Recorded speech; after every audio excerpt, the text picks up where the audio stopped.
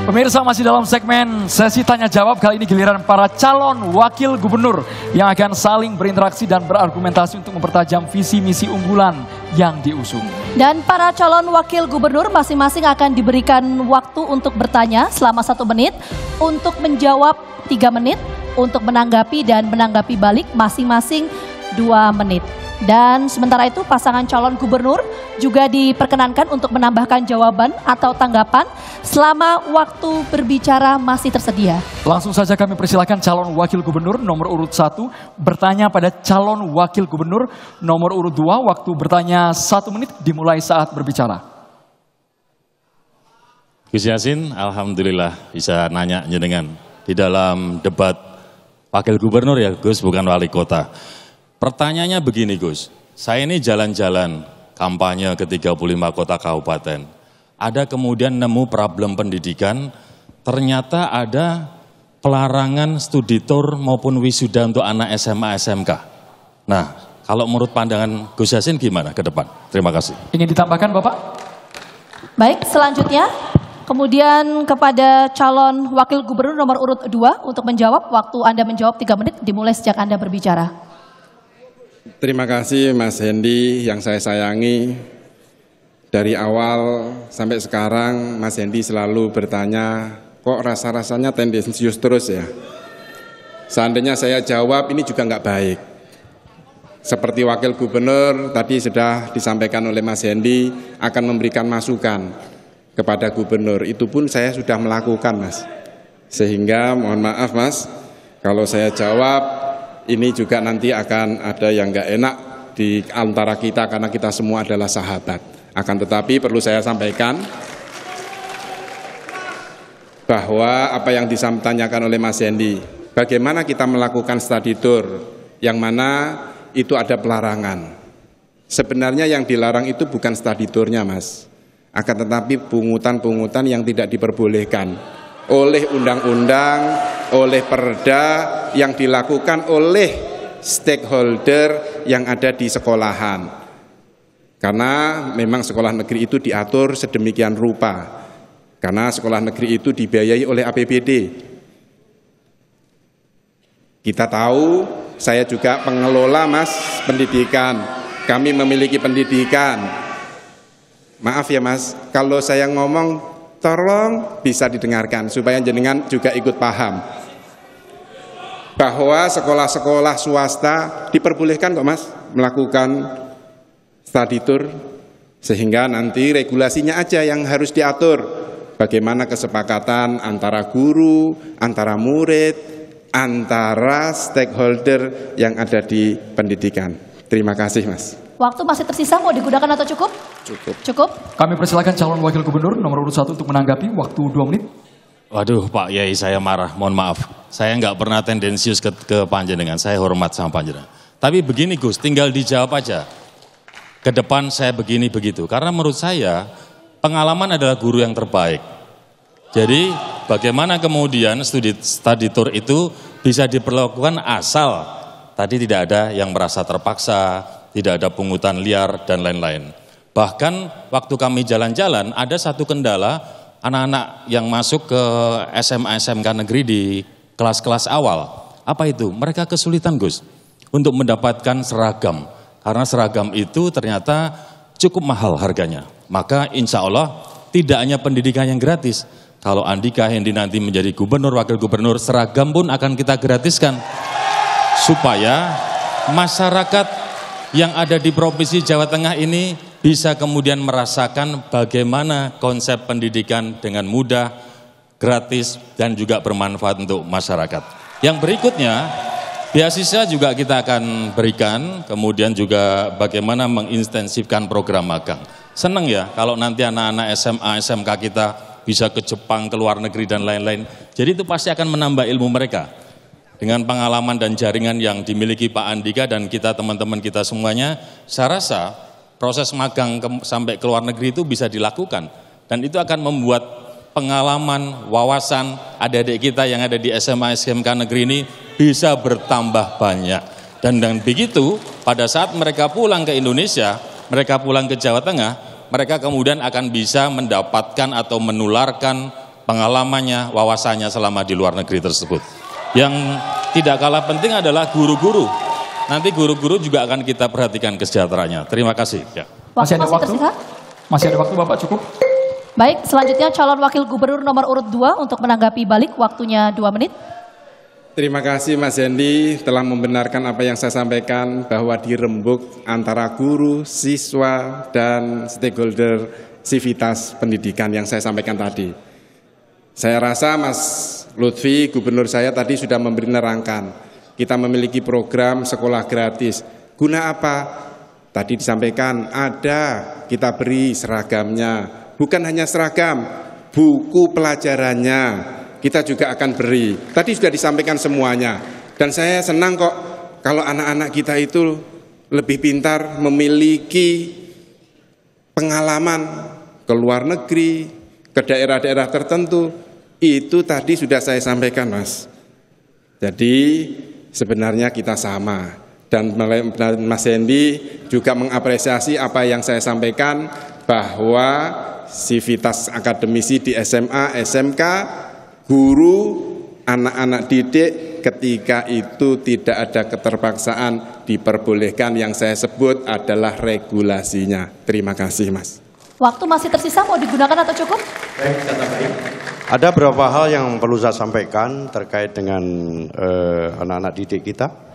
Jadi yang paling pokok adalah mereka yang mikirin ekstrim, kita akan berikan beasiswa ke luar negeri. Termasuk mereka yang hafal Al-Quran, kita biayai untuk berangkat ke Turki maupun Timur Tengah. Ini merupakan suatu inisiasi agar bagaimana siswa-siswa kita tidak hanya studi tur di dalam negeri, tetapi bisa keluar negeri dengan potensi kemampuan yang dimiliki oleh anak-anak kita. Sehingga ke depan anak-anak kita tidak mempunyai hal yang sifatnya lokal. Keluar negeri pun jadi apabila itu sesuai dengan ketentuan, kapasitasnya, dan sesuai dengan apa yang dia diinginkan. Terima kasih. Baik. Selanjutnya kami persilakan calon wakil gubernur nomor urut 2 bertanya pada calon wakil gubernur nomor urut 1. Waktu bertanya 1 menit dimulai saat berbicara. Terima kasih Mas Moderator, Mas Hendi. Kita bertanya yang enak-enak saja.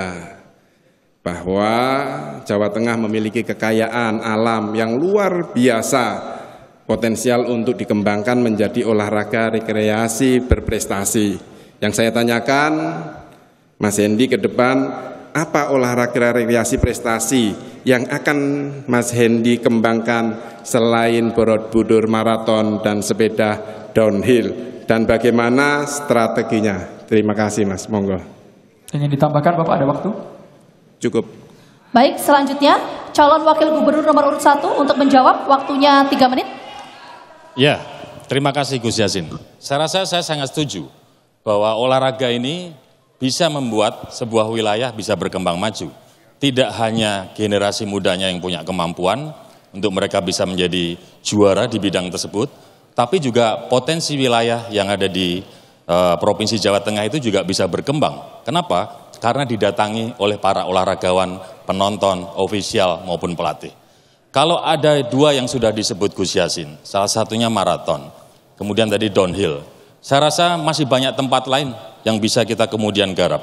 Kita punya yang di daerah Kebumen, bagaimana namanya pantai yang luar biasa sekali, yang seperti di Selandia Baru, kemudian ada juga tempat di Semarang kemarin juga ada lari 10K. Kemudian kita bisa juga ke arah Wonosobo. Dieng itu kan luar biasa. Hari ini banyak didatangi. Semuanya bisa dikemas sebagai sport tourism. Jadi olahraganya dapat, turisnya dapat. Sehingga Jawa Tengah ini prestasinya juga semakin meningkat di bidang olahraga, tapi secara ekonomi akan ada muncul pendapatan-pendapatan yang kemudian bisa membuat Jawa Tengah bisa membangun lebih masif lagi. Kemudian yang tidak kalah penting, bahwa olahraga ini juga tidak hanya di dalam konsep sekarang dianggarkan kepada KONI urusan selesai, tidak. Kami ingin kemudian mengembangkan olahraga ini sesuai dengan OPD atau SKPD yang ada di Provinsi Jawa Tengah. Katakanlah tadi Dinas Pemuda Olahraga. Dinas Pemuda Olahraga juga bisa mengambil peran terhadap pemberdayaan olahraga itu. Tidak hanya diserahkan pada KONI, Bagaimana caranya? Kerjasama dengan dinas pendidikan, bentuk sekolah-sekolah yang kemudian mempunyai talent terhadap prestasi-prestasi olahraga. Ada sekolah yang punya kemampuan, bagaimana siswa-siswinya dilatih panahan dari awal. Ada sekolah yang punya kemampuan, bagaimana siswa-siswinya dilatih sepak bola dari awal, dan banyak lagi. Hingga menurut saya terkait dengan ke depan bahwa olahraga dan turisme ini suatu hal yang tidak bisa dipisahkan. Kami akan kembangkan sport tourism untuk bisa memamerkan potensi yang ada di Jawa Tengah, sekaligus membuat Jawa Tengah mempunyai target peringkat yang lebih baik dalam PON yang akan datang. Terima kasih. Waktu masih tersisa, mau digunakan? Kita juga akan mengembangkan, Mas Gus Yassin, salah satunya adalah olahraga sebagai kebutuhan. Walaupun ada juga nanti olahraga prestasi, tapi olahraga sebagai kebutuhan masyarakat ini juga harus lebih digalakan lagi di tiap-tiap kota kabupaten dengan cara kita memberikan misalnya fasilitas yang membuat mereka lebih menikmati Waktu habis, cukup. Kami persilakan calon wakil gubernur nomor urut 2 untuk menanggapi dengan waktu 2 menit, dihitung ketika Bapak berbicara, silakan.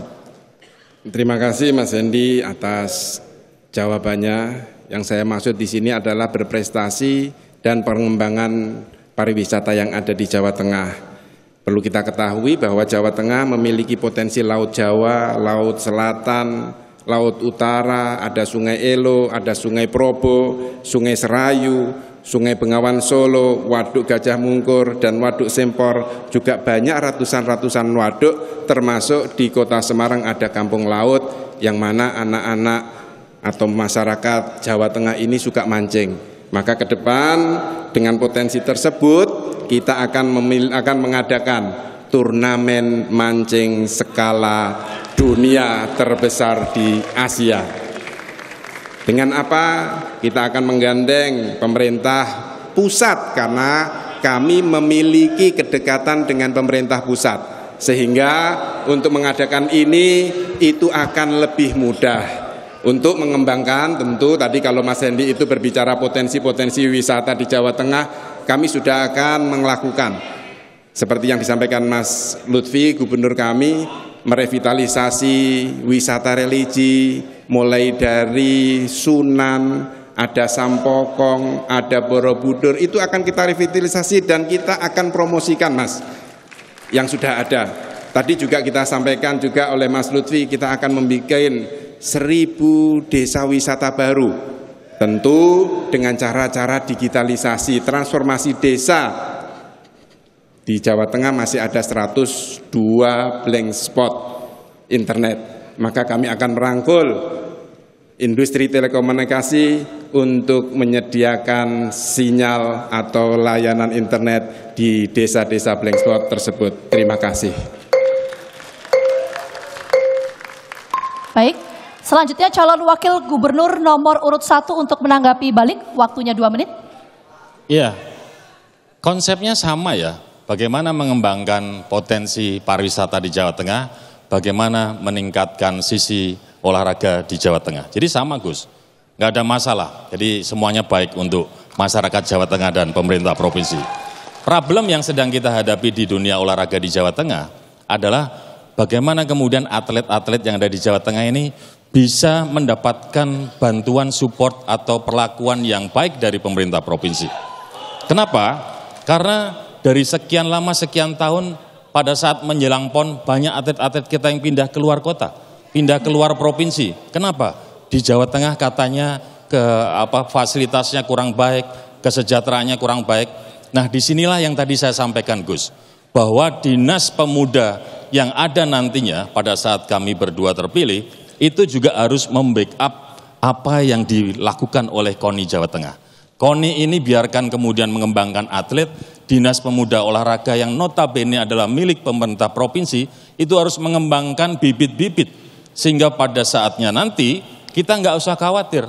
Pada saat ada atlet yang mau dibajak pun kita masih punya bibit-bibit atlet potensial. Itulah makanya dalam sebuah cerita, PON kita selalu kalah dengan yang namanya Jawa Barat, Jakarta, atau bahkan Jawa Timur.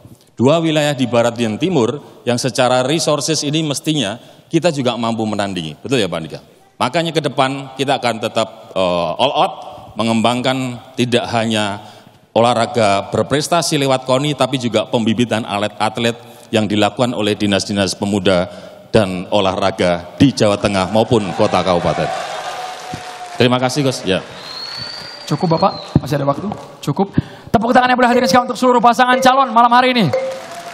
Kami juga mengucapkan terima kasih kepada para pendukung, saling menghargai, membuat suasana malam hari ini begitu kondusif karena sesaat lagi dinantikan masyarakat Jawa Tengah, yakni pernyataan penutup atau pernyataan pamungkas dari masing-masing pasangan calon. Kami akan segera kembali sesaat lagi pemirsa.